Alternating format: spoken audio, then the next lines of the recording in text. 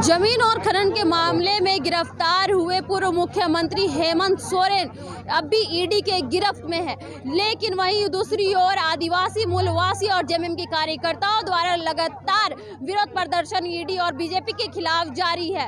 मोरहाबादी मैदान स्थित जेएमएम के कार्यकर्ताओं द्वारा वहां पे उपवास भी किया जा रहा है और धरने भी दिए जा रहे हैं। उनका कहना है कि पूर्व मुख्यमंत्री हेमंत सोरेन को रिहा करो क्योंकि वो बिल्कुल बेकसूर है। लेकिन अब यहाँ आप देख सकते हैं विजुअल के माध्यम से कि आदिवासी मूलवासी सरना समिति की ओर से जो है यहाँ पे बिरसा मुंडा समाधि स्थल से पैदल चलकर वो लोग आज राजभवन पहुंचे। तो हम उनसे बात करते हैं और जानते हैं कि क्या कुछ है। देखिए, ये ईडी के खिलाफ जो केंद्र के इशारे पे, बीजेपी के इशारे पे जो षड्यंत्र राजकर हमारे पूर्व मुख्यमंत्री जनता के द्वारा जनप्रतिनिधि को जिस तरह से अस्थिर करने का सरकार को प्रयास करके जो जेल भेजने का जो काम किया है एक गैरकानूनी ढंग से, उसके खिलाफ है। और मैं बताना चाहता हूँ कि जब तक हमारे पूर्व मुख्यमंत्री जेल से छूटेंगे नहीं, ये आंदोलन और बड़ा होता चला जाएगा।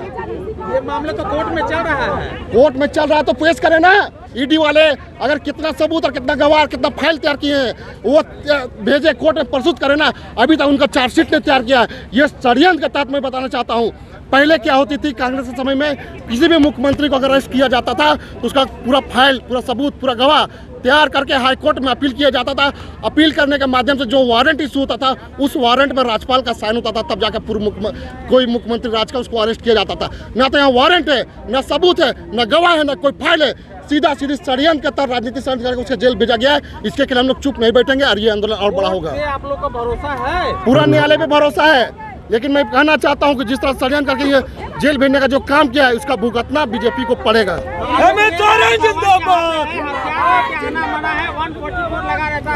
अरे 144 लगे रहे या उसे डबल करके 288 कर दे, कोई फर्क नहीं पड़ता आदिवासी को। आदिवासी शुरू से लड़ा है, अंग्रेजों से लड़ा है और झारखंड लड़ के ही अलग हुआ है बिहार से। हम लोग लड़ने में से आगे हैं और कभी झुकेंगे नहीं। ये 144 लगाए या 288 लगा दे, हम लोग पीछे नहीं हटेंगे। आंदोलन जारी रहेगा जब तक हेमंत सोरेन छूटेंगे नहीं। ये आंदोलन जारी रहेगा। आज अपन न्याय यात्रा लेकर राजभवन पहुंचे हैं, क्या मांग है? पूरा हमारी मांगे यह है कि जिस तरह मोदी सरकार तानाशाही के रास्ते पर चल रही है, जिस तरह एक झारखंड के आदिवासी मुख्यमंत्री को टारगेट करके उसके झूठे केस में फंसाकर उसे बिना वारंट का, बिना दस्तावेज का उसने अरेस्ट किया है, इससे साबित होता है कि वो एक आदिवासी विरोधी सरकार है, केंद्र की सरकार। इसे साफ झलकता है कि वो आदिवासियों का हित यहाँ नहीं चाहती है। वो सरकार नहीं चाहती है कि यहाँ आदिवासियों का विकास हो, आदिवासी विकसित हो। वो हमेशा चाहती है कि आदिवासी हमेशा जंगल की जिंदगी जिए, जंगल में खाए, गुजार बसर करे। यही प्रतीत होता है। आज जिस रास्ते पर भारतीय जनता पार्टी चल रही है वो बिल्कुल तानाशाही के रास्ते पर चल रही है और हम इसे कतई बर्दाश्त नहीं करेंगे। आज अगर सभी को जांच करना है तो वो भारतीय जनता पार्टी के नेताओं को क्यों जांच नहीं बैठाती है? उन नेताओं की जांच क्यों नहीं होती है? आखिर क्या बात है कि ये सिर्फ एक चुनिंदे पार्टी पर ही भी ये जांच बैठाती है? इससे प्रतीत होता है कि ये केंद्र की सरकार बिल्कुल तानाशाही है और इस झारखंड की सरकार को स्थिर करना चाहती है। हम आदिवासियों को ये तोड़ना चाहती है और इस झारखंड की धरती के जमीन को लूटना चाहती है।